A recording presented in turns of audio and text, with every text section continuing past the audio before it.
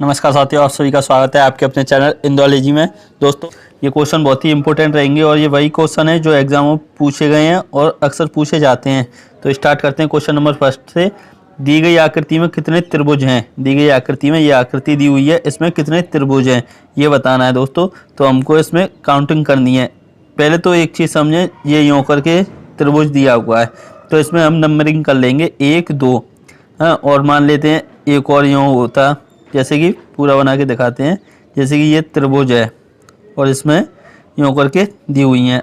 अब इसमें पूछे कि कितने त्रिभुज हैं इसमें, तो हम इसमें नंबरिंग कर लेंगे 1 2 3 4 और इन सबको जोड़ लेंगे। जैसे 1 और 2 कितने हो गए? 3 और 3 6 और 4 10, यानी टोटल 10 त्रिभुज इसमें होंगे।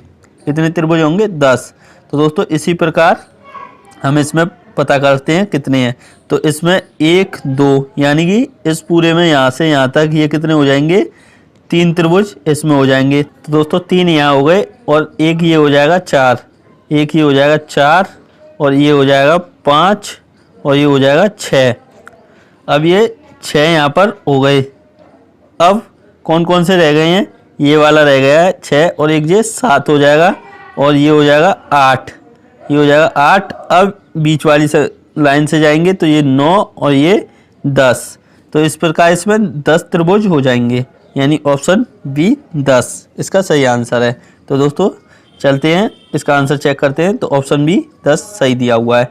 यहाँ हो गए 3 और ये एक ये था और इसमें एक ये और फिर इस वाली लाइन से बने हैं तो 4 तो ऐसे बन जाएंगे और 3 ये हैं और 3 ये दिए हुए हैं, तो यानी कि 10 हो जाएंगे।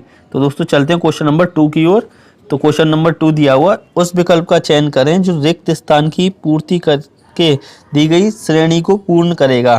तो दोस्तों ये दिया हुआ है ABCD ACEG, फिर यहाँ पर डैश दिया हुआ है AEIM।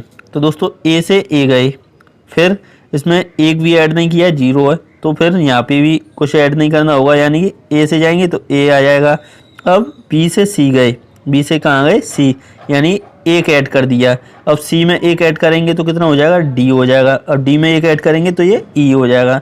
अब सी से ई गए, यानी सी से ई जाने पर सी में 2 ऐड कर देंगे तो सी से ई गए। अब ई में 2 ऐड करेंगे, यानी ई से अगले 2 कौन सा होगा? अगला दूसरा तो EFG, यानी जी होगा। ई में 2 ऐड करेंगे जी होगा और जी में 2 ऐड करेंगे तो आई होगा। अब इसी प्रकार डी में 3 ऐड करेंगे तो जी होगा, डी में 3 ऐड करेंगे तो जी होगा और जी में 3 ऐड करेंगे तो क्या होगा? जे होगा। तो दोस्तों ये हमारा आंसर हो जाएगा ADGJ, यानी ऑप्शन ए हमारा सही आंसर है। तो चेक करते हैं आंसर। तो ऑप्शन ए सही आंसर दिया हुआ है। पहले 0 ऐड किया पहले अक्षर में, दूसरे में 1, तीसरे में 2 और चौथे में 3। तो इस प्रकार हमको ऐड करते हुए चलने हैं हर अल्फ़ाबेट में और ये हमारा सही आंसर आ जाएगा। तो दोस्तों चलते हैं क्वेश्चन नंबर 3 पर।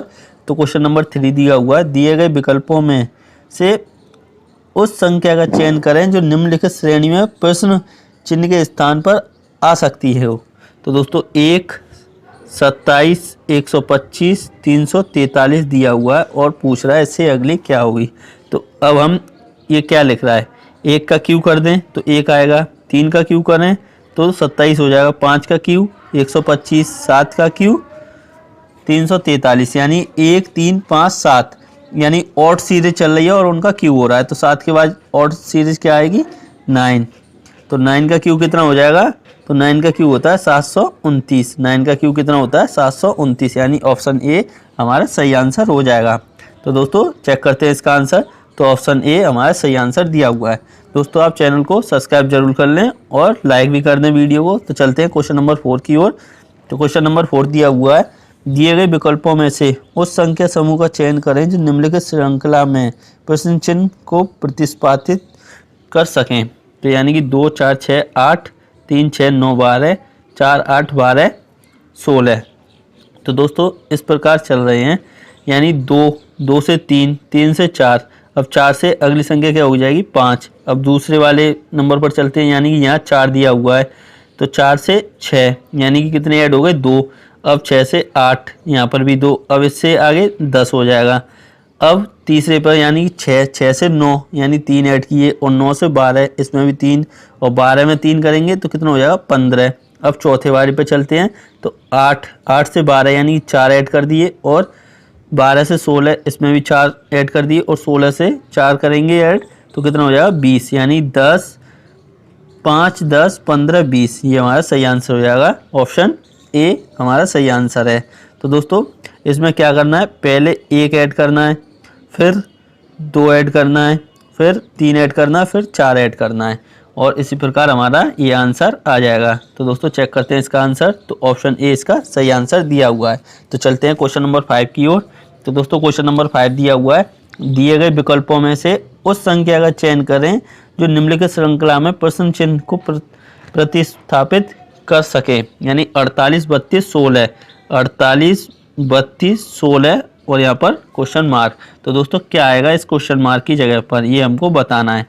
तो अब यहाँ पर 48 से 32 कैसे पहुँचे, इस 48 में से 32 घटा देंगे तो कितना हो गया 16। अब यहाँ पर इसमें से 32 में से 16 घटा देंगे तो कितना बचा 16। अब 16 इसमें से 16 में से 16 घटाएंगे तो क्या आना चाहिए, यहाँ पर 0 आ जाना चाहिए। जब भी तो 16 16 का डिफरेंस हो जाएगा तो इसका सही आंसर हो जाएगा 0 यानी ऑप्शन बी 0। तो दोस्तों चेक करते हैं इसका आंसर। तो इसका आंसर सही दिया हुआ है 0। दोस्तों ये वही क्वेश्चन है जो एग्जाम में पूछे गए हैं। तो चलते हैं क्वेश्चन नंबर 6 की ओर। तो क्वेश्चन नंबर 6 दिया हुआ है, यदि p प्लस क्यू का अर्थ p माइनस क्यू है, p माइनस क्यू का अर्थ p मल्टीप्लाई क्यू है, p मल्टीप्लाई क्यू का अर्थ p डिवाइड क्यू है और p डिवाइड क्यू का अर्थ p प्लस क्यू है, तो ये दिया हुआ है समीकरण। दोस्तों इसका मान ज्ञात कीजिए। यानी 25 प्लस 48। अब 25 के बीच में क्या लिखा हुआ है प्लस। अब जब p प्लस क्यू दिया हुआ है p प्लस क्यू, तो प्लस हमने किससे हटाया माइनस से, तो यानी कि 25 और 48 के बीच माइनस आ जाएगा, 25 और 48 के बीच माइनस आ जाएगा। अब 48 और 6 के बीच क्या है मल्टीप्लाई का सिंबल। तो मल्टीप्लाई के सिंबल का अर्थ क्या है, यहाँ पर दिया हुआ है यानी p मल्टीप्लाई क्यू का अर्थ है डिवाइड, यानी मल्टीप्लाई किससे हटा दिया डिवाइड से, तो यहाँ पर आ जाएगा डिवाइड यानी ये हो गया। अब 6 और 12 के बीच कौन सा सिंबल है डिवाइड का, तो डिवाइड का अर्थ किससे रिप्लेस कर दिया प्लस से, यानी डिवाइड की जगह पर आएगा प्लस 12। और 12 माइनस 2 यानी माइनस किससे रिप्लेस किया गया है, तो दोस्तों माइनस रिप्लेस किया गया है p माइनस क्यू का अर्थ है मल्टीप्लाई यानी मल्टीप्लाई 2। ये p और q दो संख्याएं हैं, जैसे कि 25 और 48, 48 और 6, इनके बीच में जो सिंबल हैं इनको चेंज किया गया है। तो उसी के हिसाब से हमने ये नया समीकरण बना लिया। अब इसको हमको सॉल्व करना है बोर्ड मास की अकॉर्डिंग। तो बोर्ड मास से हम इसको सॉल्व करेंगे तो 25 में हो जाएगा। पहले डिवाइड करते हैं तो 6 का डिवाइड 48 में करेंगे तो कितना हो जाएगा 8, और ये यहाँ पर मल्टीप्लाई कर लें तो इनका मल्टीप्लाई करेंगे तो कितना हो जाएगा 24। अब जब इसको ऐड कर लेंगे, पहले 25 और 24 दोनों प्लस की संख्या है, तो जब इनको ऐड करेंगे तो 49 हो जाएगा माइनस 8, तो यानी 41 हमारा सही आंसर हो जाएगा। यानी ऑप्शन सी हमारा सही आंसर है। तो ऑप्शन सी इसका सही आंसर है 41। दोस्तों बस हमको इनके बीच के सिंबल्स को देखना है कि कैसे सिंबल चेंज करने हैं। यानी p प्लस क्यू का अर्थ p माइनस क्यू है, यानी बीच में प्लस लग रहा है तो वहाँ पर माइनस लगाना है, जहाँ माइनस लग रहा है वहाँ मल्टीप्लाई लगाना है। इस प्रकार इसको समझना है और नया समीकरण बनाकर बोर्ड मास की अकॉर्डिंग सॉल्व करना है। तो दोस्तों चलते हैं क्वेश्चन नंबर 7 की ओर।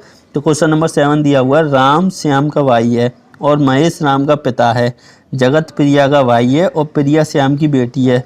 महेश जगत से किस तरह संबंधित है। यानी राम श्याम का भाई है, राम और श्याम भाई भाई हैं, यानी राम और श्याम भाई भाई हैं, राम श्याम का भाई है और महेश राम का पिता है। महेश जो है वह राम का पिता है, महेश यानी कि राम का पिता है महेश।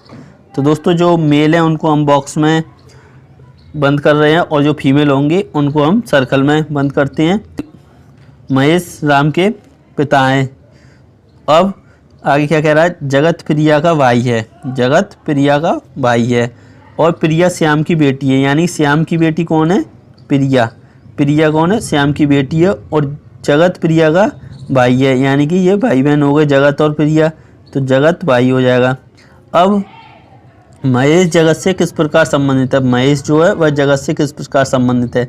तो जब ये इसका जो राम है, उसके पिता महेश हैं।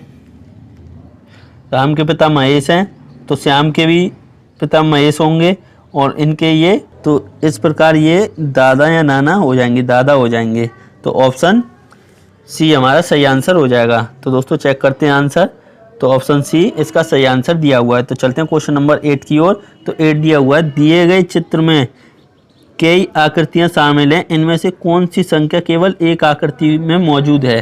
तो दोस्तों एक आकृति में कौन सी संख्या मौजूद है, तो 4 देखते हैं। तो 4 सर्कल में भी है, ट्राइंगल में भी है और रेक्टेंगल में भी है। तो 4 हमारा नहीं होगा। अब 2 देखते हैं, तो 2 सर्कल में और रेक्टेंगल में, तो 2 भी नहीं होगा। अब 1 देखते हैं, 1 ट्राइंगल में और रेक्टेंगल में, तो 1 भी नहीं होगा। बचा क्या, 3, और 3 सिर्फ रेक्टेंगल में। तो ऑप्शन डी इसका सही आंसर हो जाएगा। तो चेक करते हैं इसका आंसर। तो ऑप्शन डी इसका सही आंसर दिया हुआ है, 3 सिर्फ रेक्टेंगल में दी हुई है। और यही हमसे पूछा है कि केवल एक आकृति में कौन सी संख्या है। तो दोस्तों चलते हैं नेक्स्ट क्वेश्चन की ओर, क्वेश्चन नंबर 9 पर।